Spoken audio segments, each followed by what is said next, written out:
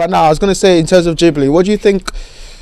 What do you think is one thing that people from the West can learn from kind of the world depicted in Ghibli films?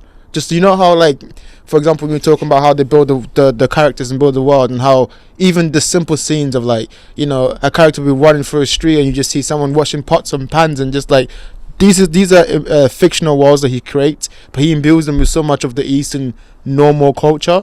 Like, what do you think people can learn from, like, Ghibli films and apply it to their own life in the West?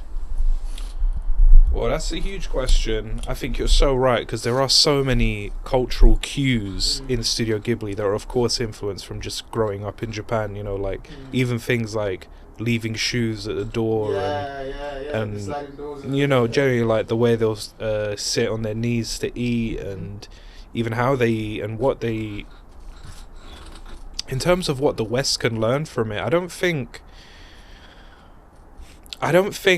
the values, or I don't think what's valuable to the West from Studio Ghibli are the Eastern values. I think it's the lessons that the characters learn, you know. And even something like let's take Spirited Away, you know, literally starts with her parents overeating at a food market and they turn into pigs, and then the daughter needs to deal with, like, the decisions of her parent, you know.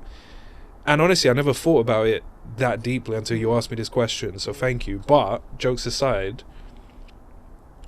those, I think, are the lessons to be taken from it. It's like gluttony and loneliness and being there for people that need help, and recognizing that even when someone looks strong, they still need help. You know, I think a lot of that, even Kiki's Delivery Service, it's such a journey of, I can imagine it's a modern journey for women, like going to find a career and the struggle that comes with exactly, leaving the family behind, and exactly. Yeah, no, absolutely. I think, just to go off that also, I think that's certainly what I learned from Ghibli films. I think I was introduced to Ghibli when I first watched it. It was Spirited Away, and I think I was just blown away. I remember watching it with my family. I was like, what is going on here? Like, what are these characters? What is happening? Why are they two old women with, like, a massive head that turns into a eagle? But all of these are like allegories for some sort of message that I think that the director's trying to send. And it's so interesting when you take a step back and you analyze what he's trying to go for, you know, and like the world that he's trying to say. Sorry, so I just thought of something. In terms of no, bro, like it's not gonna change the world. In terms of something that maybe the West can learn from Ghibli films, it's how incredible, and I can't think of another word other than incredible, storytelling visually can be through 2D, like, hand-drawn animation, you know. I think somewhere in the 2000s, the West, like Disney seeing the success of, I don't know, Pixar and even DreamWorks to an extent, you know, and then everything just went CG. Like, everything went CG, from games to movies, of course, TV shows, kids TV shows, you know, that I honestly really don't like the look of. I really hate the look of that cheap CG 3D models. Can't stand it. And I don't know, I guess I'd like the West to sort of see Studio Ghibli films and think, wow, this medium of storytelling is unparalleled. And don't get me wrong, we've had incredible CGI films. Obviously, look at Spider-Verse, look at Teenage Mutant Ninja Turtle now, that we're finally realising, like, what the medium can be. Obviously, actually, let me not say that. Pixar have had bangers in terms of animation, but regardless. I know what you're saying, though. There's been definitely a commercial move to that, copying the 3D kind of like the CGI lifestyle. Yeah. But it's funny because from what I understand, I don't even think it's cheaper. I think it just saves time. But then Spider-Verse takes 5 years. It's funny because they do a change like that to make it less complex and easier to make a movie, but then because obviously artists who actually care about their craft, just because this thing is quicker, they instead take that and push it to its limits so much that it takes 5 years to make a film. It's just a funny irony to me. Yeah, it takes length of time doesn't change because exactly. People still care about the work they're doing. Exactly. Yeah. Okay, I'll go on the next one then. And just to get into one last final question I had was, have you seen Jujutsu Kaisen? So I've read it up to a. So I've read it up to a. I don't know if you want to take, because I don't know if it's worth talking about it. I read it up to a certain arc. I'm quite foggy on it because I like burned through the first 60 chapters, Okay. so I don't know it that well. It's fine. I'll pivot then. I'll go. You've seen Naruto though, right? Of course. And you've seen One Piece. I can still talk about Jujutsu Kaisen, especially if you have opinions. No, I mean the question I was gonna ask was basically like, what do you think of? How would you compare One Piece or Jujutsu Kaisen? Which one would you pick, and why? Bro, it's not even it is, and I don't want to say it's not even close in the sense of like nothing can touch One Piece. Like, don't get me wrong, I've had highs in, you know, in reading My Hero Academia. Like, I'm a bit of a shonen baby, I'll be real. Seasonal anime, to be honest. That's why we're here. yeah, like seasonal anime, I find it quite hard to get into. But obviously, I've watched some more important things in terms of like Vinland Saga or Mob Psycho, which is probably my favorite anime. You know, so it's not all completely shonen. Obviously, the Ghibli films, I've seen some important films like Akira, Ghost in the Shell, whatever. But really, I'm a shonen baby. I'm not going to try and pretend to be different. Can I change the question then? Well, but I still want to answer like what's One Answer it Piece first. to Jujutsu Kaisen, and I think it's so contextual because I can completely understand someone looking at One Piece and comparing it to Jujutsu Kaisen and going, Jujutsu Kaisen looks so much more serious, it's cold, it's edgy, I want that.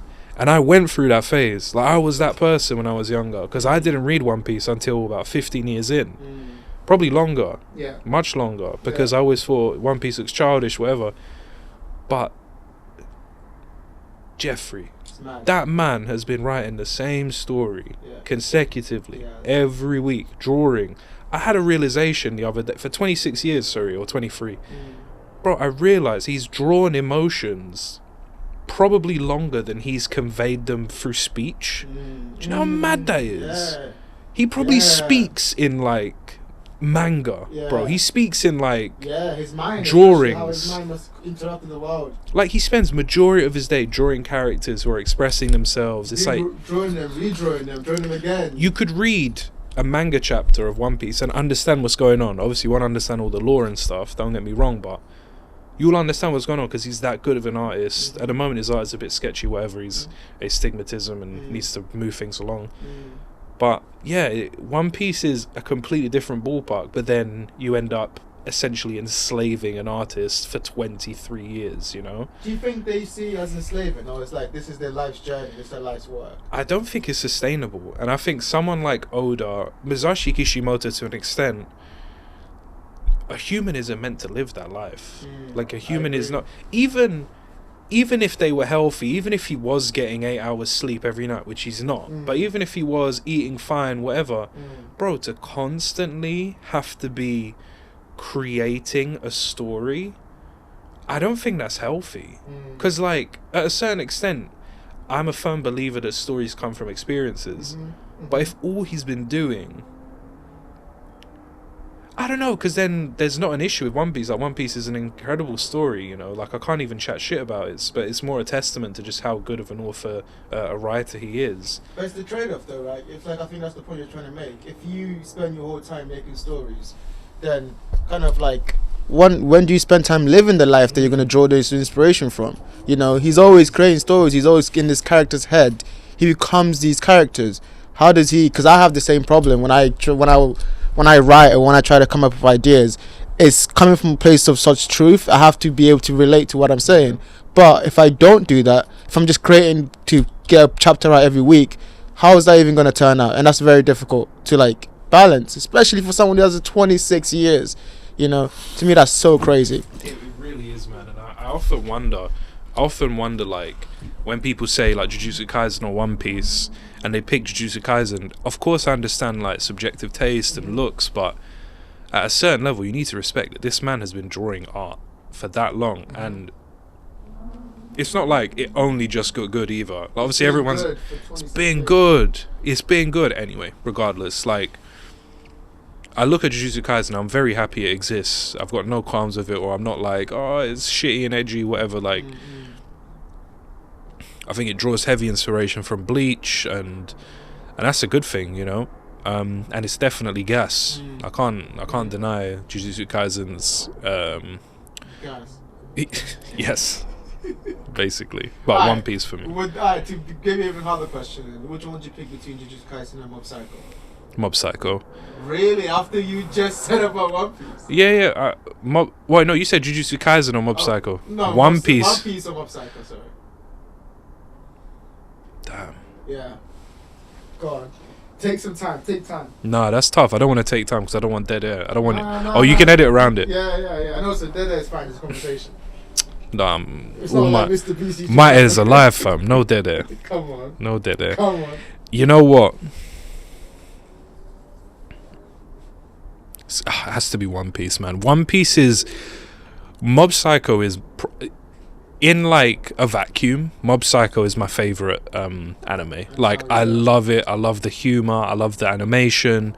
I love the story it tells. I was watching a review about it from Totally Not Mark. He was originally a Dragon Ball reviewer, but then he started just doing like the anatomy of manga and storytelling of manga, and he's going through all these different things. He went from Mob Psycho, and honestly, to see someone pull it apart from the music production of the show, the author's intentions, and one of the things that really stuck out to me was the writer said, I want Mob Psycho to be a story about one small step that takes a really long time, and my goodness, that really comes through. And the change in Mob, honestly, you could even say he's not as exciting, quote unquote, in season 3, because he becomes well adjusted. Sorry, have you seen it? Like, he becomes well adjusted, he becomes happy, he's not as anxious to talk to people, and it's like, to see that kind of progression. It's not just, Naruto's accepted by the village now. He's the same person, still screaming and annoying,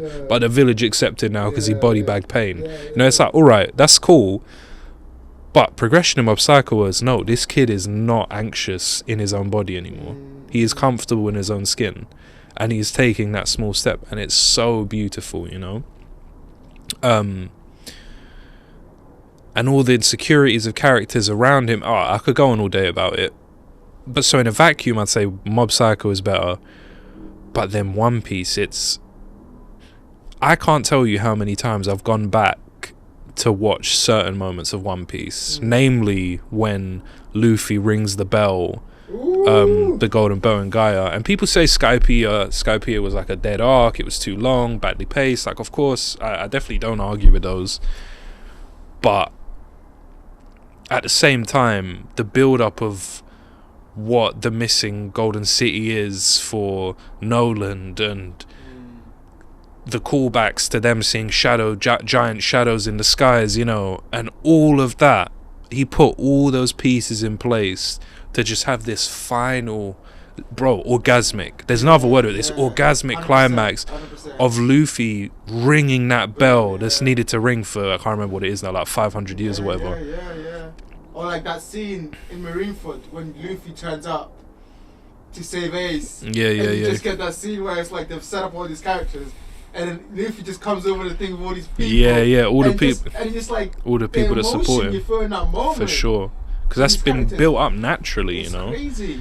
And that storytelling can literally only come from having such a long serialized story every week. And it's funny because I was thinking about this, because I was like, what other medium is like that? Comic books?